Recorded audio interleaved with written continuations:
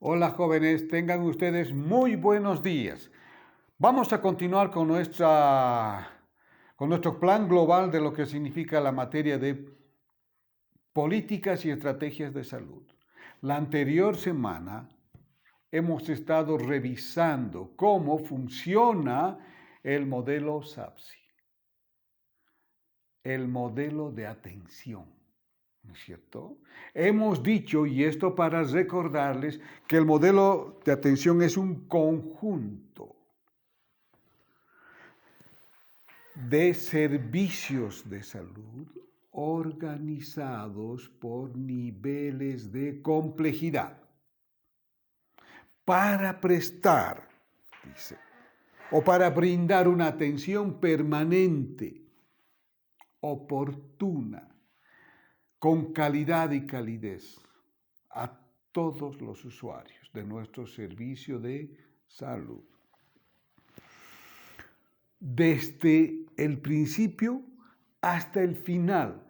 Quiero decir, cuando atendemos a un paciente, debemos atender hasta finalizar su curación o su atención.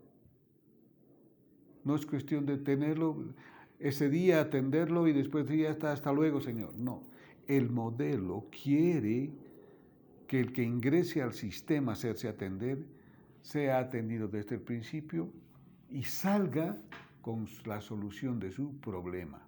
No puede quedarse ahí a medias la solución de su problema. Por eso trabaja en función de niveles de complejidad.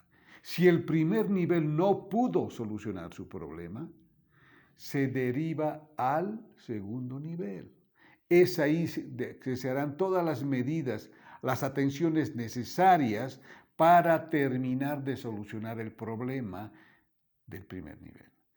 Pero si aún no se pudo solucionar el problema de salud en el segundo nivel de complejidad, se puede referir hasta un tercer nivel de complejidad.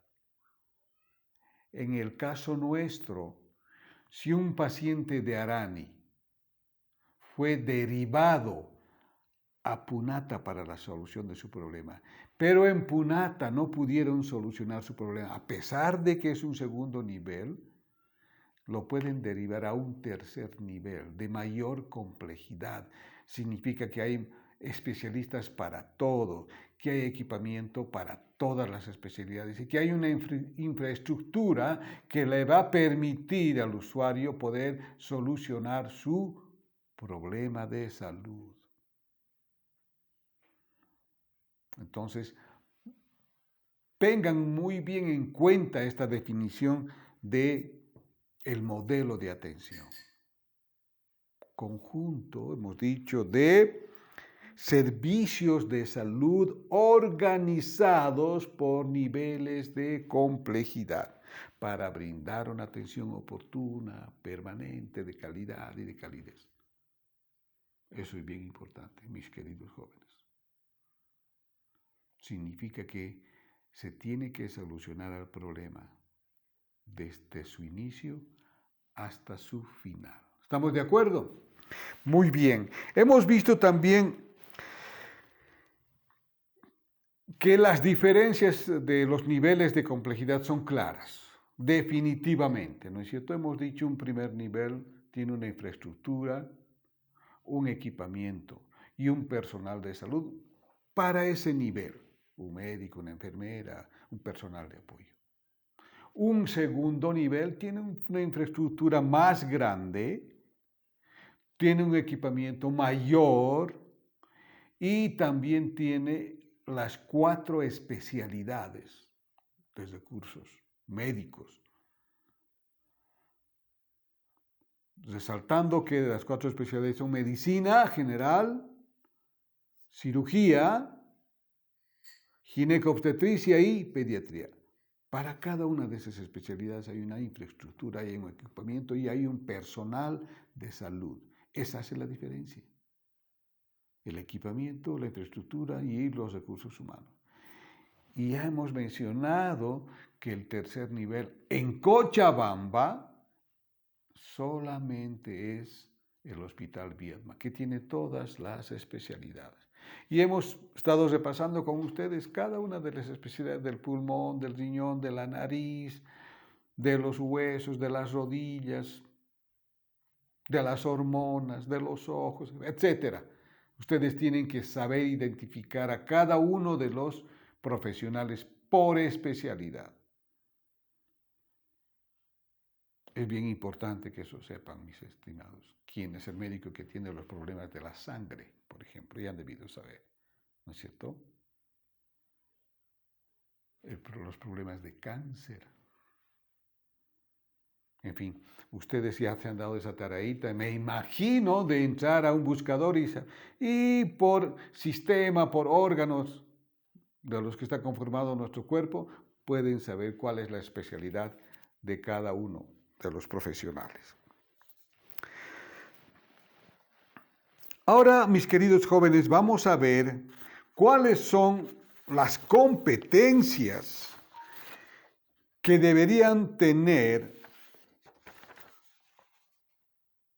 los profesionales de salud por niveles de atención. Ustedes, jóvenes, ¿en qué tienen que estar adiestrados cuando vayan a trabajar a un primer nivel? ¿Cuáles son sus competencias? ¿Cuáles son sus habilidades?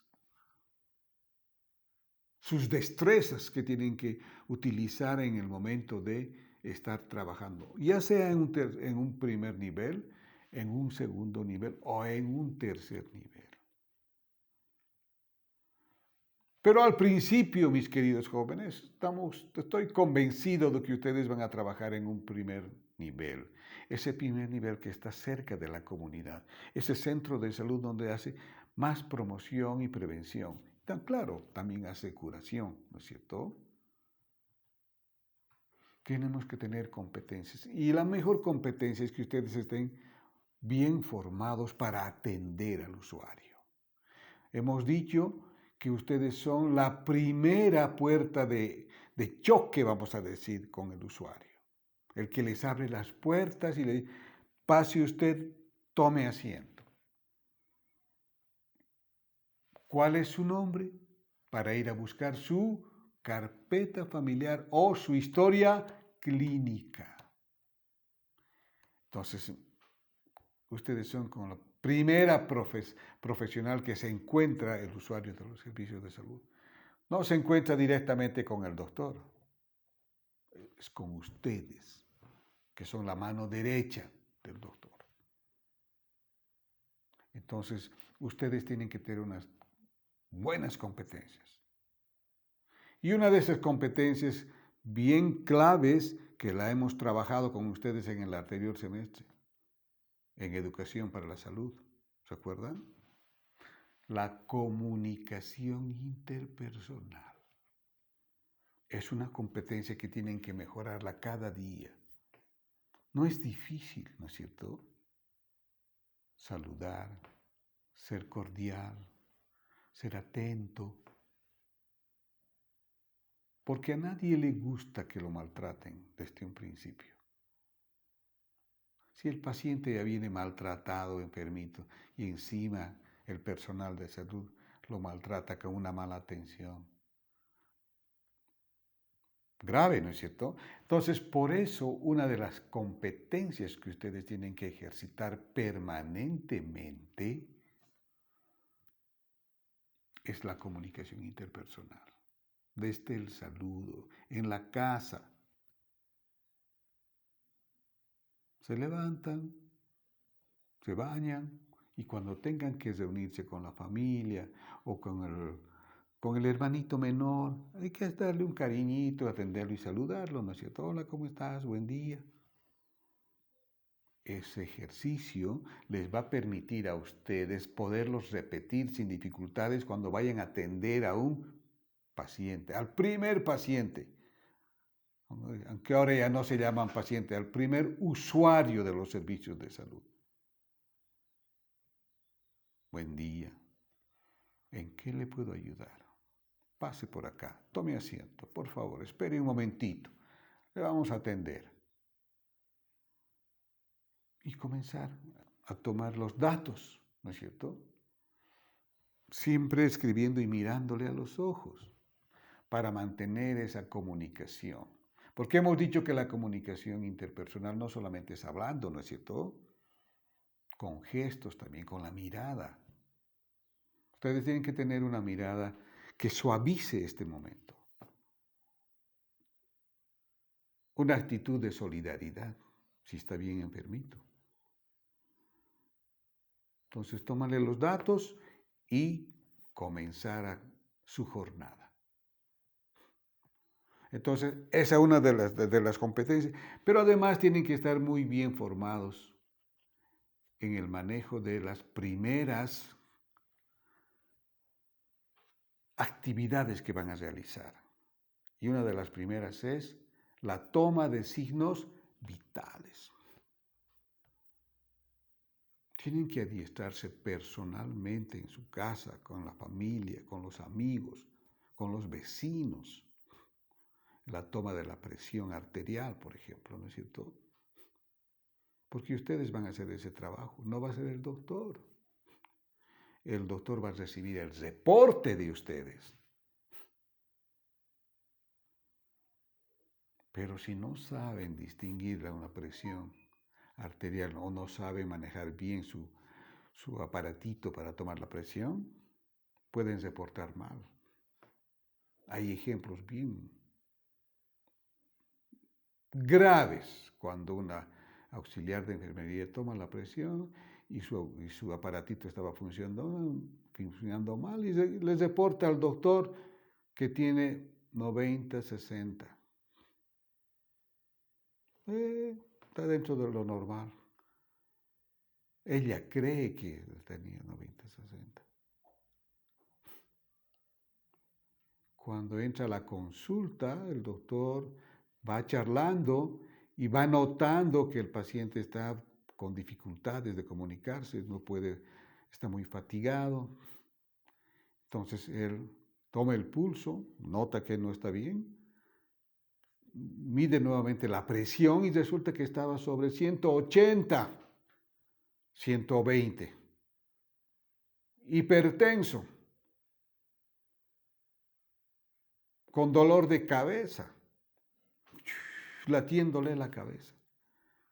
Entonces el paciente estaba en malas condiciones y el reporte de la auxiliar de enfermería decía que no había ningún problema, que la presión estaba normal. Entonces imagínense, si es que el doctor no, por medio de su diagnóstico, de sus pruebas, de su charla, identifica que la paciente no está con esa presión. Un problema. Si él no hubiera tomado un nuevo control de la presión arterial, ese paciente hubiera salido en malas condiciones. Entonces es bien importante que ustedes tengan esa competencia bien manejada, esa competencia de saber tomar los signos vitales, jóvenes. Todos los días tienen que practicar la toma de la presión arterial, del pulso. Aunque ahora ya hay tecnología que les va a ayudar mucho en eso, que les ha facilitado mucho el trabajo. Pero tienen que saber manejar estos procedimientos de la mejor manera, porque de ese reporte depende, porque eso orienta al médico a tomar decisiones. Le facilita el trabajo de no volver a tomar la presión, ni la temperatura, ni el peso, ni no. Ustedes tienen que ser diestros en eso. Toma de signos vitales. ¿Estamos de acuerdo? Entonces, una competencia es ser diestros en el manejo de los procedimientos que se utilizan para la toma de signos vitales. Otra de las cosas, mis queridos jóvenes, en las que ustedes tienen que estar adiestrados es en el escribir bien, jóvenes. Porque ustedes van a tener que manejar la historia, los primeros signos y escribir con buena letra. No pueden estar mandándome como hacen sus mensajitos en el celular. Es un tremendo problema para mí cuando ustedes me mandan esos mensajitos, cuando quieren hacerme una pregunta. He devuelto mensajes porque no entiendo lo que ustedes dicen. Posiblemente entre ustedes se mandan de esa forma, se escriben, pero no pueden escribir así una historia clínica. He conocido un colega, les estoy hablando de unos 4 años atrás, ahí en centro de salud, bien cercano a Punata, en uno de sus centros de salud. Un auxiliar de enfermería escribiendo como escribe sus mensajes, sintetizando palabras, en un lenguaje que hablan los jóvenes, efectivamente. El doctor le llamó severamente la atención y pidió su cambio. Parece una trivialidad, ¿no es cierto? Pero no, esa es una historia clínica. Tiene que estar escrita de la mejor forma. Porque ustedes están escribiendo, están describiendo lo que están viendo, cómo se está sintiendo el paciente, cómo son sus signos vitales. Y si viene cualquier otra persona que no es de la edad de ustedes, no va a entender sus mensajes, de cómo escriben ustedes en sus chats. Entonces, es otra de las competencias que ustedes tienen que revisar permanentemente. Antes de ir a trabajar, tendrán que hacer un trabajo en su casa y llenar cuadernos, escribiendo bien.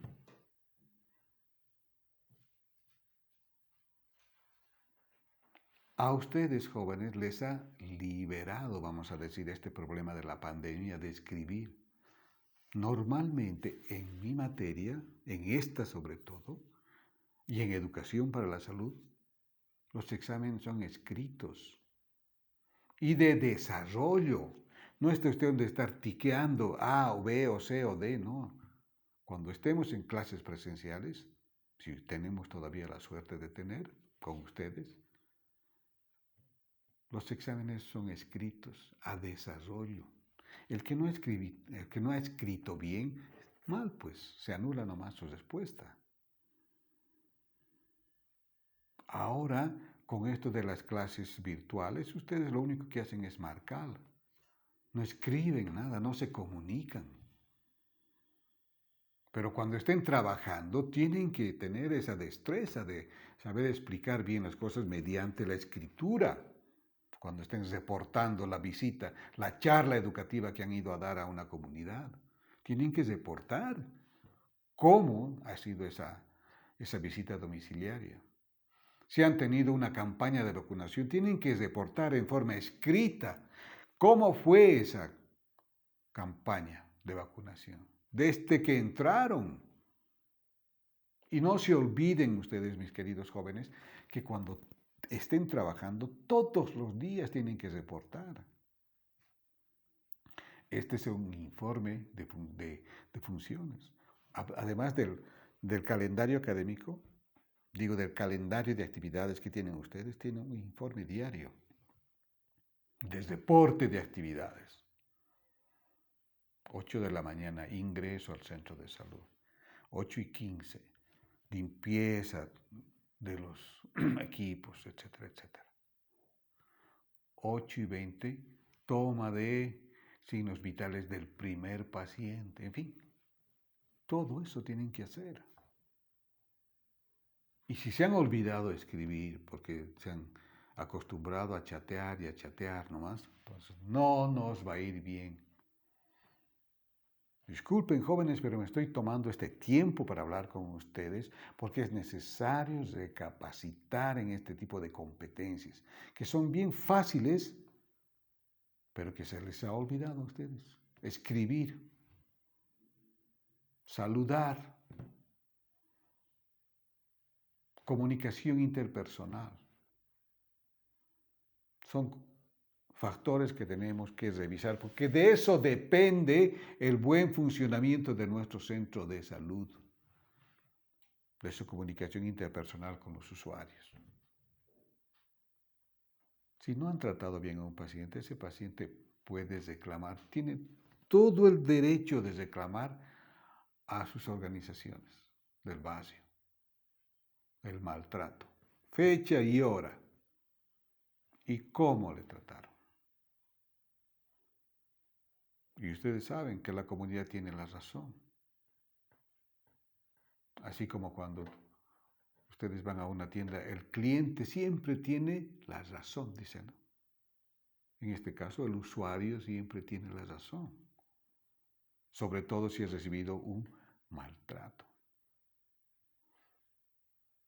Y no se olviden, mis queridos jóvenes, de una buena actitud, siempre. Porque si trabajan en un segundo nivel, seguro que van a tener filmación permanente. Todos los centros de salud ya de segundo nivel, algunos de primer nivel, tienen cámaras de seguridad que están permanentemente alertando ahí que no pase nada raro. Como que pasó alguna vez en nuestro hospital de Punata, que yo no podía creer lo que pasó. Brevemente, uno de nuestras estudiantes, porque era mujercita, se levantó un equipo y se lo llevó y no se dio cuenta que estaban filmándole. Cuando la directora del hospital de Punata vino a la Facultad Politécnica y me reclamó, me hizo la denuncia, doctor. No le creo, le dicho. Vamos, doctor, al hospital. Y el hospital, estoy hablando de unos 4 años o tal vez 5, ya tenía sus cámaras y se ve cómo nuestro estudiante como si no pasara nada, se ha llevado un equipito chiquitito a su casa. ¿Qué puedo decir? Ya no puedo ante una evidencia proteger a nuestros estudiantes por una mala actitud. Entonces tengan mucho cuidado, jóvenes. Mucho cuidado. Cualquier error, mientras están en la universidad, les descalifica a ustedes. Incluso hacer trampas en los exámenes. Tenemos que pasar de alto muchas veces. Y muchos de ustedes deben creer, no los vamos a fumar a la licenciada, al doctor. Nos hacemos los locos porque no les voten de la universidad, mis queridos jóvenes. Sabemos que sus papás hacen muchos esfuerzos para que ustedes estudien. ¿A cuántos hubiéramos hecho despachar de la universidad si fuéramos tan estrictos? Los hemos pescado haciendo mañonerías. Incluso hace 2 semestres nomás igual, mediante el sistema. Han tenido que pedir disculpas. Todo ahora se puede detectar, así que mucho problema. Las competencias que ustedes tienen que mejorar son estas, de comunicación interpersonal, de ser buenas personas, nada más. Y lo básico, ¿no es cierto?, de los procedimientos de la atención cuando hacen toma de signos vitales. En eso tienen que ser buenos. ¿Y dónde también tienen que ser buenos? En ir a la comunidad para charlar. Charlar. No les estoy diciendo que ir a dar una cátedra, ¿no es cierto? Es ir a charlar para educar a la comunidad. Pero de eso ya hemos hablado el semestre pasado con ustedes. Espero que estén perfeccionando esta destreza, esta competencia. ¿Ya, jóvenes? Para mí es un gusto hablarles así a ustedes porque este es un proceso de formación. Ustedes tienen que ser buenos oidores. Pero no falta que, no, el doctor antiguo ya es el doctor, siempre nos está recomendando cositas. Nosotros ya sabemos. No es así, mis queridos jóvenes. Nunca está de más un consejo que los docentes les damos a ustedes. Bien, vamos a seguir hablando en la tarde de esto de las competencias que tiene que tener el personal de salud para el primer nivel. Bueno, mientras tanto, un saludo cordial, que les vaya muy bien. Hasta más tarde, jóvenes.